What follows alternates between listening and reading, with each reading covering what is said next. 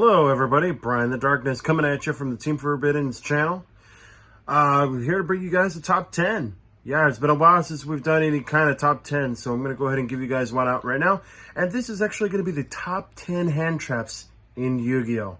First things first, you may or may not like what I have on towards this list, that everybody is entitled to their own opinion, but these are the ones that at least I personally feel are the best ones in the entire game.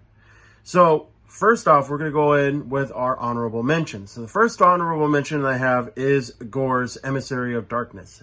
Yes, I have to put Gore's onto this list because Gore's back then was one of the best hand traps you could actually run during the battle phase. You go ahead and shoot out for the token, and then that way you could go ahead and basically, even though you took a little bit of damage, you had a big beefed up token that way you could smack your opponent with, or you could go ahead and synchro off with it, or do whatever you wanted to do with it. It made a very, very viable, good asset. Next is Honest. I will be brutally honest with this card. I did not like this card. Matched up with my Clue. Unfortunately, it's not on the honorable mention, even though I do like Black Wings. This would be a little bit more of a general sense. But yes, Honest was one of those ones that boosted up out for the attack during the damage step, and the battle phase and everything. It was just so annoying. So annoying. It would run right into a brick wall when you had it. Karibo. Yes. Arguably the first hand trap, if I'm not mistaken, the very first hand trap basically pitched out from your hand to take out for 0 damage on an attack, which is really stupid. Ghost Ogre. Yeah, Ghost Ogre is not on this list. I know what you're thinking. Why not? Well, we'll get to the list and you'll find out why. But nonetheless, it's actually a really, really good card, but it is an honorable mention. Evenly matched. Don't touch that dial right now. I know you guys are thinking, hey, why isn't evenly matched on the list? I will tell you the reasons why. So let's starting off with the list, you guys. We're going to start off with number 10. Number 10, DD Crow. Yes, DD Crow. DD Crow was arguably one of the most annoying cards that somebody could end up running to go ahead and remove from play out specific cards out from the graveyard, which really made it disrupting when you're trying to go out for your plays and somebody drops out for a DD Crow. They're like, nope, you can't have that. Number 9. 9, Artifact Lancea. Yes, Artifact Lancea. Still arguably one of the best side deck cards that you could run into your deck. No more than 3, I wish. But no less than 3.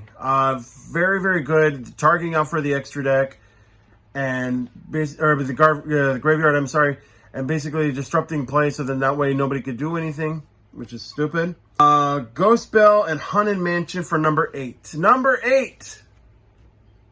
Ghost Belle. Yes, Ghost Belle. A lot of people are actually main decking this card, which is kind of weird. And a lot of people are still running it side deck. And some people are not even running it at all, which is kind of weird. Nonetheless, arguably one of the best cards that you could run into the side deck. Number 7. 7.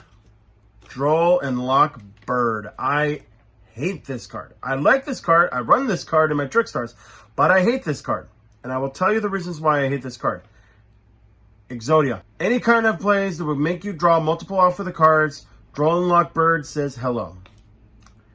That's all I need to really say about that. Number 6, Effect Veiler. Yeah. Back in the day, back in 2009, 2010, right when that era started coming in, and Effect Veiler was very, very active. Everybody was running Effect Veiler. Arguably, one of the best ones to disrupt out for a play during the main phase and target one of your opponent's monsters. And then that way it disrupts their effects, and that way their effects don't activate, which is really, really nasty. Number 5, Nibiru. It's kind of a controversial card, but yeah, Nibiru, the Primal Being number 5. And I will tell you the reason why it's number 5. It's on a halfway point. A lot of people run Nibiru, but because we have Crossout Designator, which negates the activations of Nibiru from putting out for its play to bring out tokens and swipe the board and everything like that, yeah, that's why it's number 5. It's a really good card, but there's ways to stop it now. Number 4. Number 4.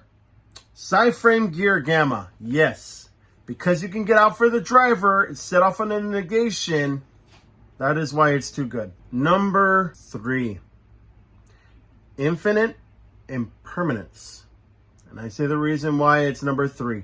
It is arguably one of the best hand traps in the entire game. Not only can it negate, it can activate from the hand.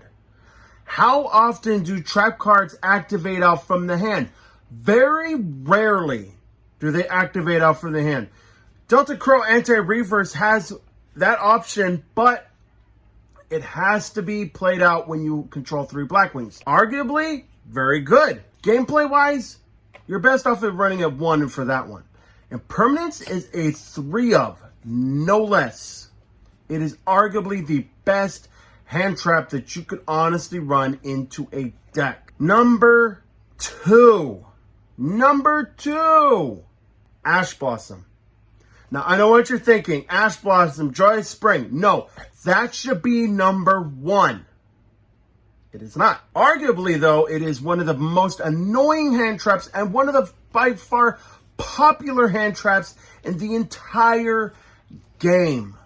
Everybody runs a full set. Arguably, some people run 2, but almost 100%, I want to say at least 90%, 95%, everybody runs 3 of them. Everybody runs 3 of the Ash Blossom. Arguably, the best hand trap in the modern age right now. And I'll tell you the reasons why. Not only can it disrupt plays out on towards a first turn, when the opponent goes next and they play out for 1 card, automatic search effect, negate. Automatically, right off the bat, no response at all.